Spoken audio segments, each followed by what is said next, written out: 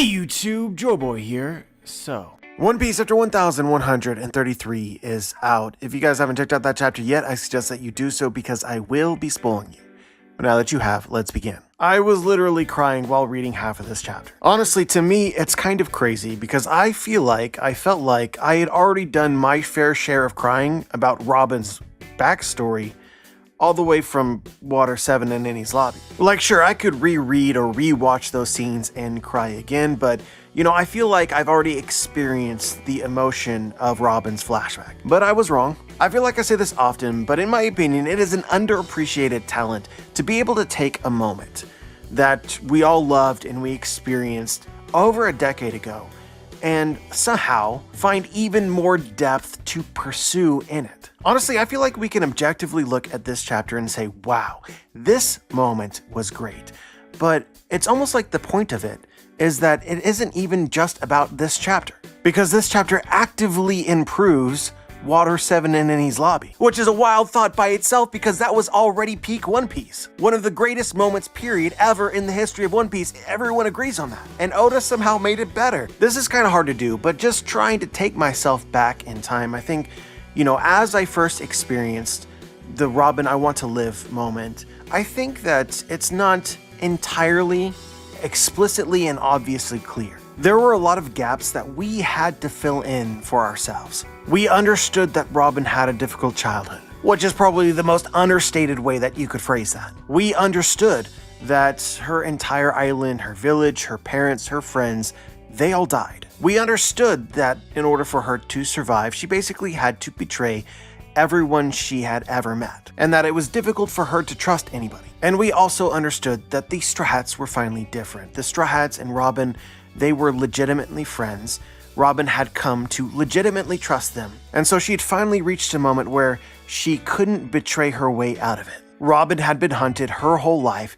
Anybody associated with her would always be in danger. So it made sense to us that by leaving the Straw Hats, she was protecting them. In her mind, she was sacrificing herself for them. But I also think at the same time, the idea of I want to live was that she wanted to live. She didn't want to die. She was pretending to have accepted this fate for the sake of the crew. This is what made Luffy's role on the rooftop so powerful, is he understood intuitively, he felt that Robin did want to live and was just trying to get her to admit that fact. But now with 1133, I think that you can see some of the empty spaces. And the fact is along the course of the adventure of Robin's life, there were actual moments that she did want to die. And then you start to realize for a fact, no conjecture, that as Robin sat there on top of the roof, she wasn't acting. Carrying on must have been hard. Just me sitting here talking to you, trying to put myself in Robin's shoes, trying to see the world through Robin's eyes. The whole thing is so traumatic. From the moment that she was 8 years old, literally everybody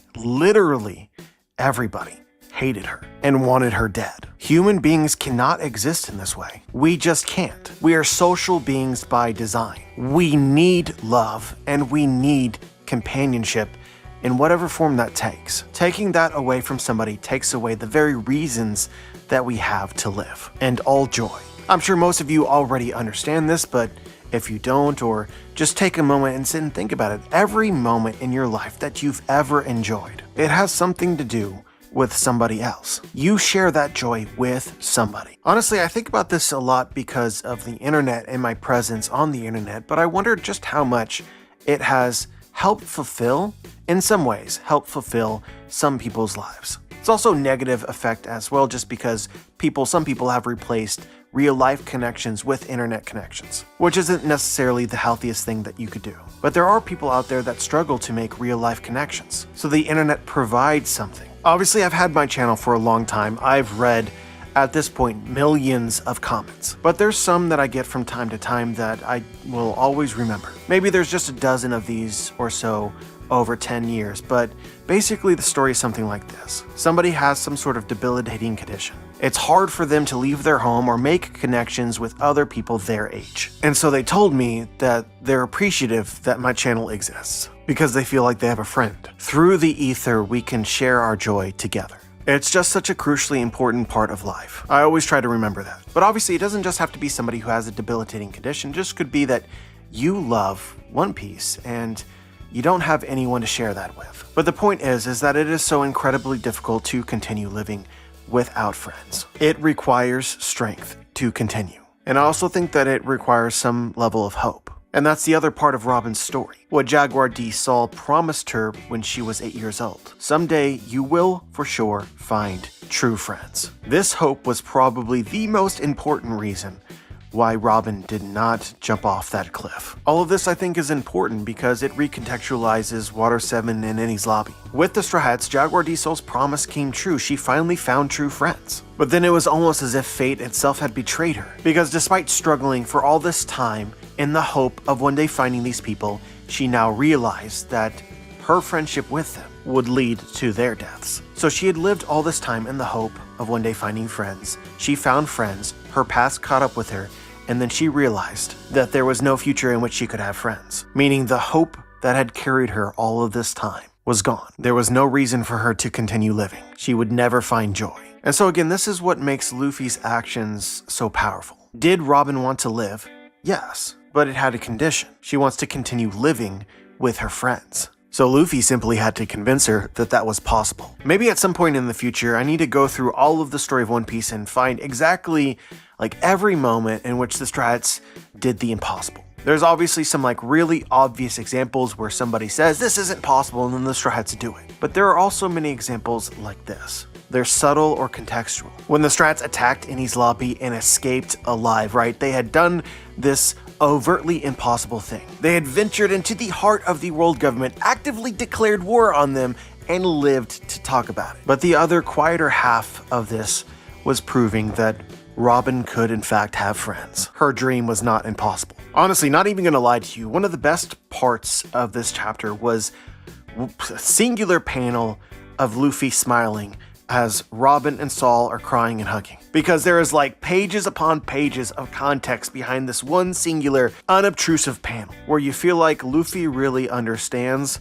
what he's doing. Luffy fought to save Robin so that she could have this moment. In a way, I feel like this epitomizes the kind of vague idea of the adventure. What is the point of the adventure? It's discovering the joys that you never knew could exist, or that you did not expect. It's an allegory of life. You don't know what's going to happen in the future. But if you live and continue to press forward, there will be unexpected joys. And that's what makes living worthwhile. But as a side note, all of this reminded me that when we finally get the Brook and Laboon moment, that is going to be equally as just heart-wrenching. We knew it before. I think we extra know it now. But it feels right to compare this to Brook and Laboon just because of how much closure I feel here. I'm honestly not sure if I've ever really thought this much about it, but what is the point of Robin's adventure? I think that most people assume that, it's about her dream of discovering the true history. But now I'm really starting to doubt that. Based on Jaguar D. Saul's last words to Robin, as well as our conversation that we've had here about what carried Robin forward, it does feel like the whole point was to eventually find friends. This even ties all the way back to her childhood, because even as a child in Ohara, she struggled to make friends. But I'm not really intending to diminish the importance of discovering the true history. I think that Robin is interested in the true history. She wants to know the truth. But then you start to realize, the scholars of Ohara were Robin's real first friends. They had a dream, and then they died. So finding the true history is probably as much about them as it is about Robin. She inherited the will of Ohara. But what's really in it for her is finding people to share this joy with. The adventure alone is lonely. And I guess this is why I feel so much closure in this moment with Robin and Saul, because Saul was Robin's original friend.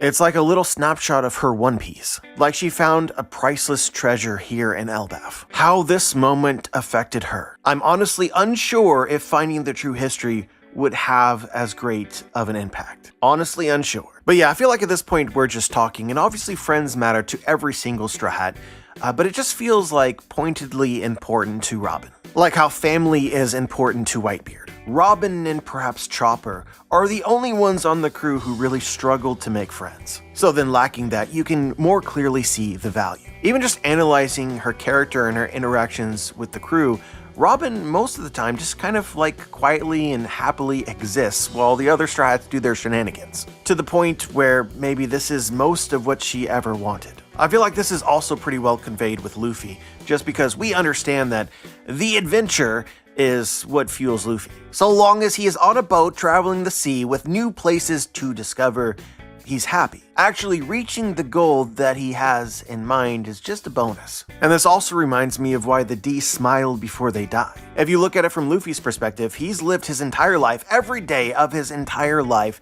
to the fullest. He has no regrets. Likewise, Robin strikes me as somebody that would smile before they died, because she's done her best. But anyway, like I said earlier, I cried through about half of this chapter, but the panel which broke me was when Robin asked Saul, "Aren't you going to praise me?" I don't even know if I can properly explain why this panel hit so hard. But I guess part of it is that Robin is almost never this vulnerable. It's kind of an ongoing meme that Robin has read so much of the true history already, but she hasn't shared any of it, with the rest of the crew. Likewise, when it comes to her emotional state, I think that she is kind of closed off. She spends very little time talking about herself or her interests. So to go back to what I said before, it's like partly this panel which really emphasizes how important this moment finding Saul was for Robin. It creates the feeling of closure, because this is Robin's shell breaking. I would argue even going back to Enies Lobby, Robin might have cried and said that she wanted to live, but she never really explained anything.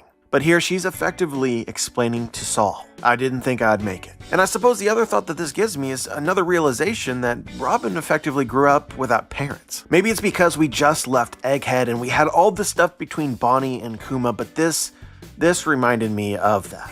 It kind of felt like Saul was her father, and she really wanted him to be proud. But I feel like we've talked this to death. I want to make sure that we cover all the other details of the chapter. The chapter began with a flashback to Ohara, where you got to see the other side of the story, the world government side of the story. It was always an interesting detail to me that Nico Robin was known as the Devil Child, but we'd never actually gotten this like explicitly explained. But she was literally blamed for killing the people of Ohara and destroying the island, which is some absolutely dastardly shit from the world government. I mean, they do a lot of bad stuff, but blaming an innocent 8-year-old child for the deaths of her entire island, and at the same time turning the entire world against her. I don't know how anybody who knew could sleep at night. But you guys know I see parallels everywhere, and there's like a really interesting parallel with this moment, because it reminded me of Big Mom, who was also mentioned in the chapter. Like, Robin was blamed for doing something that Big Mom basically actually did,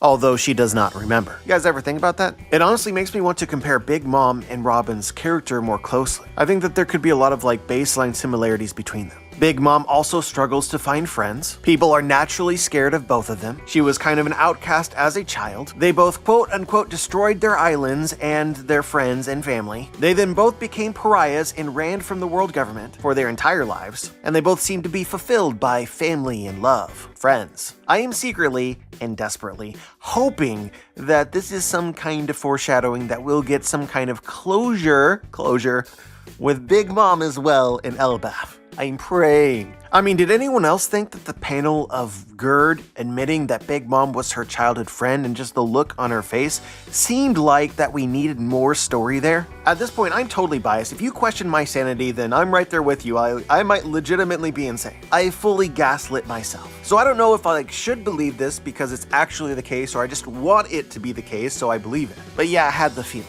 Oda could be setting up the return of the Big Mom pirates. We also got a better look at the details of the island of Elbaf itself, and my god, this place is awesome. Hands down, I think this is my favorite island in the story. Like, honestly, as I read the chapter, I kind of like imagined a video game where you brought all of the islands of One Piece to life and you could like explore them and whatever. This feels like the coolest place. Majestic waterfalls tumbling over the side of the tree branches. Lakes and seas of cloud. Houses built into tree limbs. And also the rainbow, which is just there. I kind of picture it as if like the Aurora Borealis or the Northern Lights was just a fixture of a particular place most of the time. But yeah, I suppose the point is that just like Louis Arnott explained at the end of the last chapter, this place is literally a paradise, and I got that impression. But the island is also interesting. Kind of a throwaway panel, but one that I think is important.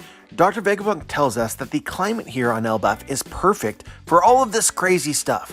islands and sea clouds and Saboti bubbles and rainbows and hovers. She describes them as technology that are coexisting here. Guys, there is a relationship between Egghead and Elbaf. It's very, very clear that Dr. Vegapunk was inspired by Elbaf in creating the island of Egghead. Vegapunk had climate technology which affected the island of Egghead so that he could have island clouds and he could have Sabaody bubbles. So I suppose that this is your weekly reminder that one of the defining characteristics of Egghead was holograms or illusions. Here Vegapunk is describing all this crazy technology that exists because of the weather of Egghead, and in it she includes rainbows. Rainbows are refracted light, they're not solid. But in Elbaf, the rainbows can become solid, or at least substantial in some way. Very similar to how Vegapunk seemingly wanted to make the holograms, the illusions in Egghead, solid. I'm just saying that this is a technology that I want to know more about. And I'm also saying that because Egghead is the island of the past, which was actually an island of futuristic technology,